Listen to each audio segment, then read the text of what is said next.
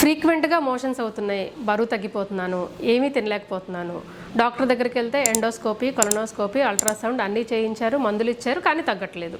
ఎందుకు ఇలా జరుగుతుంది తెలుసుకుందాం. Hi, this is doctor Sushmita Gajula, psychiatrist. In జనరల్గా ఎప్పుడైనా మనం ఎవరైనా సడన్గా ఒక న్యూస్ చెప్పారు, రేపే ఎగ్జామ్ ఉంది, లేదా ప్రాజెక్ట్ ఈరోజే కంప్లీట్ అయిపోవాలన్నప్పుడు సడన్గా ఆ ప్రెజర్ వచ్చినప్పుడు పొట్ల తిప్పేస్తున్నట్టుగా బటర్ఫ్లైస్ ఇన్ ద స్టమక్ అనే వర్డ్ వాడుతుంటాం.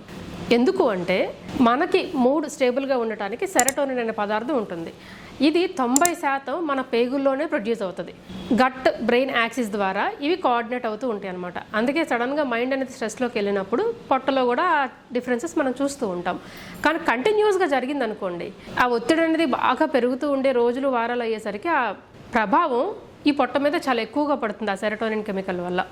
సో ఫ్రీక్వెంట్గా కంటిన్యూస్గా మోషన్స్ అవ్వటం, ఇర్రెగ్యులర్గా లేకపోతే మలబద్ధకం, కాన్స్టిపేషన్ అంటాం అలా రావటం, కానీ ఆకలి వేయకపోవటం, బాగా గ్యాస్ ఫామ్ అవటం, తేపులు రావటం, లేదా కింద నుంచి ఫ్లాటస్ అనేది ఎక్కువగా పాస్ అవ్వటం, ఇలా జరుగుతుంటే దీన్ని ఇరిటబుల్ బవల్ సిండ్రోమ్ అంటారు.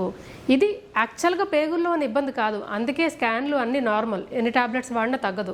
ప్రాబ్లం అక్కడ మైండ్లో ఉన్న యాంగ్జైటీ. కొన్నిసార్లు యాంగ్జైటీ మనకి బయటికి తెలియకపోవచ్చు, కానీ ఏదో ఒక ఒత్తిడి వెంటాడుతూ ఉండటం వలన కంటిన్యూస్గా మైండ్ అనేది ఇరిటేట్ అయ్యి దాంతో బవల్ అనేది ఇరిటేట్ అవ్వడం వలన ఇరిటబుల్ బవల్ సిండ్రోమ్ అనేది ఫామ్ అయింది.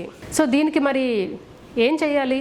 First stress management, life style, sleep ఇవి చేస్తున్నా సరే తగ్గకపోతే ఖచ్చితంగా సైకియాట్రిస్ట్ని కలిసి యాంగ్జైటీకి తగ్గట్టుగా ట్రీట్మెంట్ అనేది చేయించుకుంటేనే ఆ బవల్ ఇరిటేషన్ అనేది తగ్గుతుంది. ఎవరైనా ఇలా బాధపడుతూ ఉంటే అస్సలు మొహమాటం లేకుండా ఖచ్చితంగా సైకియాట్రిస్ట్ని కలవండి.